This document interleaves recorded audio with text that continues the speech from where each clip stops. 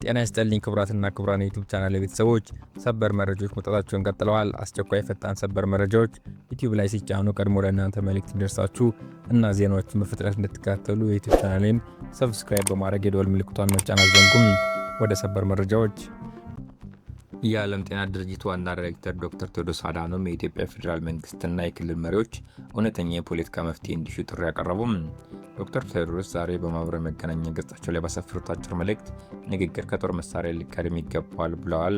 በአማራ ክልል ለ3 ዓመታት የዘለቀው የትጥቅ ግጭት ለበርካቶች ህይወት አሳጥቷል ያሉት ዋና ዳይሬክተሩ በኦሮሚያ ደም መፋሰሱ መቀጠሉና የትግራይም ወደ ጦር ልትመለስ ከቋፍ መድረሷን ጽፈዋል።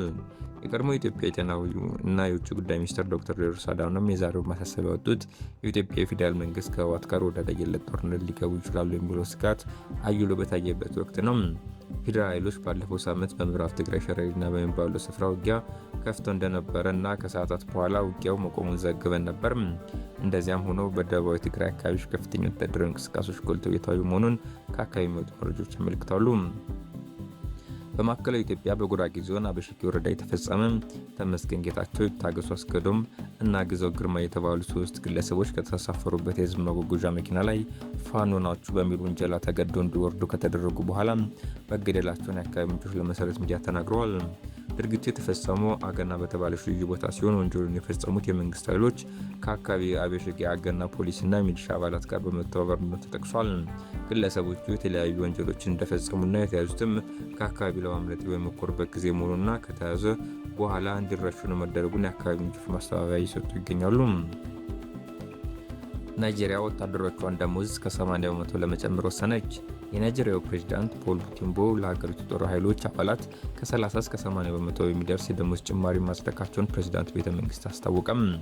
ይህ አዲስ የደሞዝ ጭማሪ ከፊታችን መስከረም 1 ቀን 2026 እንደ አውሮፓውያን አቆጣጠር ጀምሮ ተግባራዊ የሚሆን ሲሆን በግንባርና በተለያዩ ቦታዎች አገልግሎት የሚሰጡ ወደ 250 ሺህ የሚጠጉ የጦር ኃይሎች አባላትን ተጠቃሚ ያደርጋል። የደሞዝ ጭማሪው እንደ ማዕረጋቸው ደረጃ የተከፋፈለ ሲሆን ዝቅተኛ ማዕረግ ባለቤቶች የ80 በመቶ ከፍተኛ ጭማሪ ያገኛሉ። የመካከለኛ ማዕረግ አባላት ደግሞ የ50 በመቶ ጭማሪ የሚያገኙ ሲሆን ከኮሎኔል በላይ ያሉ ከፍተኛ አመራሮች ጀነራሎች ደግሞ የ30 በመቶ ጭማሪ ተደርጎላቸዋል። በዚህ የደሞዝ ጭማሪ ምክንያት የሀገሪቱ የጦር ኃይል ዓመታዊ ደሞዝ ወጪ ከ660 ቢሊዮን ናይራ ወደ 924 ቢሊዮን ናይራ ወደ 679 ሚሊዮን ዶላር ገደማ ከፍሏል። ፕሬዚዳንት ፖል ቲምቦ ውሳኔው አስመልክተው በሰጡት መግለጫ ወታደሮቹ ሀገሪቱን ከአሸባሪዎች ከእገታና ከታጣቂዎች ጥቃት ለመጠበቅ የሚያደርጉትን መስዋዕትነት አድንቀው አስተዳደራቸው ወታደሮችን ደህንነት ጥቅማ ጥቅም ለማስጠበቅ የሚደረጉትን ጥረት አጠናክሮ እንደሚቀጥል ገልጸዋል።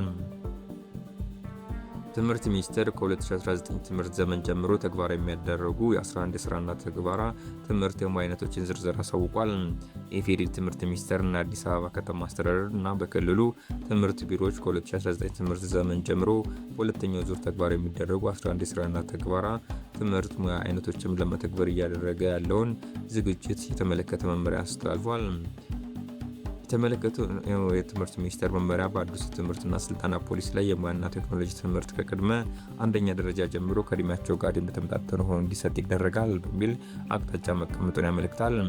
በዚህ መሰረት በየደረጃው ስራና ተግባራት ትምህርት ከሌሎች ትምህርቶች ጋር ተቀናጅቶ እንዲሁም 7ኛና 8ኛ ክፍል ራሱን ችሎ ተማሪዎች በቀጣይ የሚፈልጉትን ሙያ እንዲመርጡ በሚያስችል መልኩ እየተሰጠ ይገኛል ብለዋል።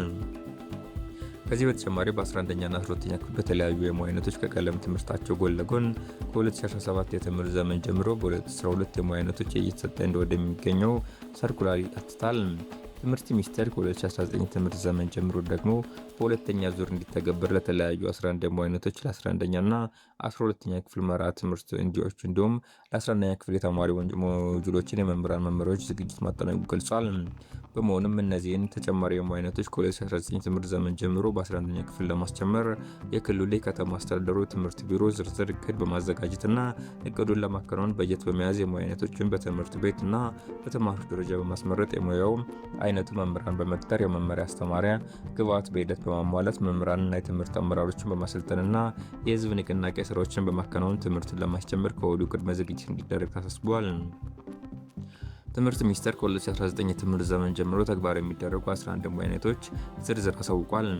የሙያ አይነቶች ብረታ ብረት ስራ ቴክኖሎጂ፣ አውቶሞቲቭ ቴክኖሎጂ፣ አልባሳት ቴክኖሎጂ፣ ህንፃ ኤሌክትሪክ፣ መስመር ዝርጋታ፣ ቧንቧ ስራ፣ ሶፍትዌር ማበልጸግ፣ ሰብል አመራረት፣ ጤና እንክብካቤ አገልግሎት፣ ሆቴል አገልግሎት፣ ጸጉርና ስራና ውበት አገልግሎት እንዲሁም ምግብ ዝግጅት ናቸው። ሳዑዲ በአንድ ሳምንት ውስጥ 940 ኢትዮጵያን በህገወጥ ድንበር ቁጥጥር ስር አዋለች። በሳዑዲ አረቢያ የሀገር ውስጥ ሚኒስቴር ይፋ በተደረገው መረጃ መሰረት ሀገሪቱ በቅርቡ ባካሄደችው የድንበር ቁጥጥር ዘመቻ በህገወጥ መንገድ ድንበር ለማቋረጥ የሞከሩ 940 ኢትዮጵያን በአንድ ሳምንት ውስጥ በቁጥጥር ስር አውላለች። ሚኒስቴሩ ከጁላይ 30 እስከ ኦገስት 5 ባለው ጊዜ ውስጥ ባካሄደው በዚህ ዘመቻ በጠቅላላው 1593 ህገወጥ ድንበር አቋራጮች የያዘ ሲሆን ከእነዚህ ውስጥ 59 በመቶ ያህሉ ኢትዮጵያውያንና 40 በመቶ ያህሉ ደግሞ የየመን ዜጎች ናቸው። በዚህ ሳምንት የመኖሪያና የስራ ህግ የጣሱ 14440 ሰዎች የተያዙ ሲሆን 10827 ህገወጥ ነዋሪዎች ደግሞ ከሀገሮች እንዲወጡ ተደርጓል። የሳዑዲ አረቢያ የሀገር ውስጥ ሚኒስቴር አክሎ እንዳስታወቀው ህገወጥ ድንበር አቋራጮች ሲያግባቡ ውስጥ ሲሸሽጉ ወይም ስራ ሲሰጡ የተገኙ 25 ግለሰቦችም ተይዘዋል። ሚኒስቴሩ በሰጠው ማስጠንቀቂያ ህገወጥ መግቢያን የሚያመቻቹ ወይም ጥሰቶችን የሚያስጠጉ ሰዎች እስከ 15 ዓመት የሚያስቀጣ ጽኑ እስራት እስከ 1 ሚሊዮን የሳዑዲ ሪያል $260,000 የገንዘብ መቀጮ እንዲሁም የተጠቀሙባቸውን ተሽከርካሪዎችና ንብረቶች የመውረስ እንደሚጠበቅባቸው አስታውቀዋል።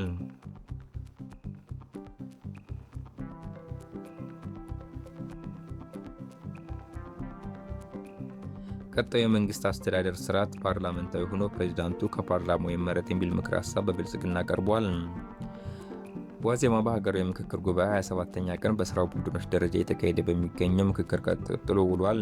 በሰባቱ የስራ ቡድኖች ቅዳሜ ነሐሴ 02 ቀን የጀመረው ተጠናክሮ የአጀንዳ ምክር ሀሳቦች ላይ አስተያየት የመስጠት ሂደት የቀጠለ ሲሆን የፌዴራል ከተሞች ጉዳዩን እየተመካከሩበት በሚገኘው የስራ ቡድን 7 ደግሞ የተጠናከረው የአጀንዳ ምክር ሀሳብ ለመጀመሪያ ጊዜ ተነቧል። የስራ ቡድኑን ምክር ሀሳብ እንዲያጠናክሩ ኃላፊነት የተሰጣቸው 30 ተመካካሪዎች ከሌሎቹ ስራ ቡድኖች አንጻር ረዘም ያለ ጊዜ ወስደው ያጠናከሩት ምክር ሀሳብ በአመዛኙ ስምምነት ላይ የተደረሰባቸው ጉዳዮች ያካተተ መሆኑን የገለጹት ምንጮች አዲስ አበባ የኦሮሚያ ክልል ዋና ከተማና መቀመጫቱን የሚለው ምክር ሀሳብ አሁንም የልዩነት ማዕከል መሆኑ ተጠቁሟል። ስምምነት ላይ ያልተደረሰበት ምክር ሀሳብ የአዲስ አበባ ከተማ ህጋዊ አቋም ጉዳይ ሆንም በተመካካሪዎች ዘንድ ልዩነት ፈጥሮ የቀጠለ ጉዳይ ሲሆን ተጠናክሮ በቀረበው የስራ ቡድን ምክር ሀሳብ ላይ አዲስ አበባ የኦሮሚያ ክልል ዋና ከተማ መሆኗም በህገ መንግስቱ ይስፈር የሚለው አማራጭ ምክር ሀሳብ መካተቱ የተቃውሞ አስከትሏል። ይህንን ምክር ሀሳብ ደግፈው የተከራከሩ ተመካካሪዎች ይህ ድንጋጌ በህገ መንግስቱ አንቀጽ 49 እንዲሰፍር መጠየቃቸውን ሰምተናል። ህገ መንግስቱ አንቀጽ 49 ንዑስ አንቀጽ 5 ኦሮሚያ ክልል በአዲስ አበባ ከተማ ላይ ስለሚኖራት ልዩ ጥቅም የሚደነግግ ሲሆን በምክክሩ ላይ ጥቅም የሚለው ድንጋጌ እንዲቀር ስምምነት ላይ መደረሱ የገለጹልን ምንጮች በንዑስ አንቀጽ አዲስ አበባ የኦሮሚያ ክልል ዋና ከተማ ትሆን የሚል ድንጋጌ እንዲካተት መጠየቁን ነግሮናል። ለተመካካሪዎች የቀረበውን ምክር ሀሳብ ተከትሎ በተሰጡ አስተያየቶች በሁለቱም ወገን ማሳመኛ ያላቸውን ነጥቦች ያነሱ ተመካካሪዎች ቢኖሩም አሁንም ስምምነት ላይ ያለመደረሱን ሰምተናል። በተመካካሪዎች የተነሱ አስተያየቶች ተካቶ የአጀንዳው ምክር ሀሳብ ዳግም እንዲቀርብ መወሰኑን የጠቀሱ ምንጮች በዋናነት የከተማዋን ህጋዊ አቋም በሚመለከት የቀረቡት ሁለት አማራጮች አከራካሪ ሆነው መቀጠላቸው አይቀሬ መሆኑን ጠቁመዋል። የመንግስት አደረጃጀት አጀንዳ አራቱ ጉዳዮች የመንግስት አደረጃጀት ጉዳይ እየተመካከረበት በሚገኘው የስራ ቡድን አራት ጉዳዮች ስምምነት አልተደረሰባቸውም በሚል መለያየታቸው ምንጮች ነግሮናል። የአጀንዳ ምክር ሀሳቦች አጠናክረው እንዲያቀርቡ ኃላፊነት የተሰጣቸው ተመካካሪዎች ያቀረቡት የምክር ሀሳብ ሰነድ በርካታ አስተያየቶችን ማስተናገዱን የገለጹት ምንጮች ቀጣዩ የመንግስት አስተዳደር ስርዓት ምን ይሁን፣ መሪውስ በምን አይነት መንገድ ይመረጥ፣ የፌዴሬሽን ምክር ቤት አወቃቀር፣ የፌዴሬሽን ምክር ቤት አባላት ምርጫ እንዲሁም የህገ መንግስት ተርጓሚ ፍርድ ቤት ጉዳይ ስምምነት ያልተደረሰባቸው በሚል መቅረባቸው ጠቁመዋል። ቀጣይ የመንግስት አስተዳደር ስርዓት ፓርላሜንታዊ ሆኖ ፕሬዚዳንቱ ከፓርላማው ይመረጥ የሚል ምክር ሀሳብ ብልጽግና ፓርቲ አባላት እየተቀነቀነ የሚገኝ ምክር ሀሳብ መሆኑን የገለጹ ምንጮች ፕሬዚዳንቱ በቀጥታ በህዝብ መመረጥ አለበት የሚል ሀሳብ የሚያነሱ ተመካካሪዎች መኖራቸውን ጠቁመዋል። በሁለቱ ምክር ሀሳቦች መካከል ያለው ልዩነት ስምምነት ላይ ያልተደረሰበት ቀጣይ ምክክር የሚደረግ መሆኑን ሰምተናል። ፌዴሬሽን ምክር ቤት አወቃቀር ጉዳይ ሌላኛው ስምምነት ላይ ያልተደረሰበት ጉዳይ መሆኑን የገለጹት ምንጮች ሁሉም ብሔሮች በምክር ቤቱ እኩል ውክልና ያገኙ የሚልና ብሔሮች በ1 ሚሊዮን ህዝብ ተጨማሪ ወንበር ያገኙ የሚሉ ሀሳቦች በአማራጭነት መቅረባቸው ጠቁመዋል። የፌዴሬሽን ምክር ቤት አባላት የሚመረጡበት ሁኔታ ደግሞ ሌላኛው ስምምነት ላይ ያልተደረሰበት ጉዳይ ነው። የምክር ቤቱ አባላት በቀጥታ በህዝብ የሚመረጡ የሚልና አሁን ባለው አሰራር የክልል ምክር ቤት ቤቶች የፌዴሬሽን ምክር ቤት አባላትን የሚመርጡበት ሂደት ይቀጥል የሚል አማራጭ መቅረቡን ሰምተናል። የህገ መንግስት ተርጓሚ ፍርድ ፍርድ ቤት እንዲቋቋም የሚጠይቅ ምክር ሀሳብ በአጀንዳው መካተት የገለጹ ምንጮች የፍርድ ቤቱና የፌዴሬሽን ምክር ቤት ኃላፊነት ድርሻ ክፍፍል ስምምነት ያልተደረሰበት አራተኛ ጉዳይ መሆኑን ጠቁሟል። ፍርድ ቤት ያለ ፌዴሬሽን ምክር ቤት ጣልቃ ገብነት ሙሉ ስልጣን ይሰጡ የሚሉና በጉልህ ጉዳዮች ዙሪያ ህገ መንግስቱን የመተርጎም ስልጣን ለፌዴሬሽን ምክር ቤት ይሰጥ የሚሉ ተመካካሪዎች መኖራቸውን አውቀናል። ሁለቱም ምክር ሀሳቦች በአማራጭነት መቅረባቸው የጠቆሙ ምንጮች በጉዳዩ ዙሪያ ተጨማሪ ምክክር ይደረጋል ተብሎ እንደሚጠበቅ ገልጸዋል። አጠናቃሪዎች በሌሎች ጉዳዮች ስምምነት ላይ መድረሱን በራሳቸው በይነዋል የሚል ቅሬታ መኖሩን የሰማ ሲሆን ነሐሴ 5 ቀን 2018 ዓ.ም የስራ ቡድን ምክክር እንደሚቀጥል ምንጮች ተናግረዋል። በስራ ቡድን ሰነድ ላይ አንፈረም ያሉት ተመካካሪዎች የስራ ቡድኖቹ አጀንዳ ላይ የሚደረጉትን ምክክር እያጠናቀቁ የሚገኙ ሌሎች ስራ ቡድኖች ተመካካሪዎች በፌዴራል ከተሞች ላይ እየተመካከሩ የሚገኙ የስራ ቡድን ውጤት ሳይታወቅ በስራ ቡድኖች የምክር ሀሳብ ሰነድ ላይ እንደማይፈርሙ መግለጻቸው ሰምተናል። በስራ ቡድን ደረጃ የተደረገ የሚገኝ ምክክር አስቀድመው የጀመሩ ቡድኖች ምክር ሀሳቦችን አጠናክሮ ሲያጠናቅቁ የአዲስ አበባን ጉዳይ እልባት እስኪያገኝ በምክር ሀሳቡ ላይ ከመፈረም ለመቆጠብ የወሰኑ ተመካካሪዎች መኖራቸውን ምንጮች ተናግረዋል። ዜናው የዋዜማ ነው።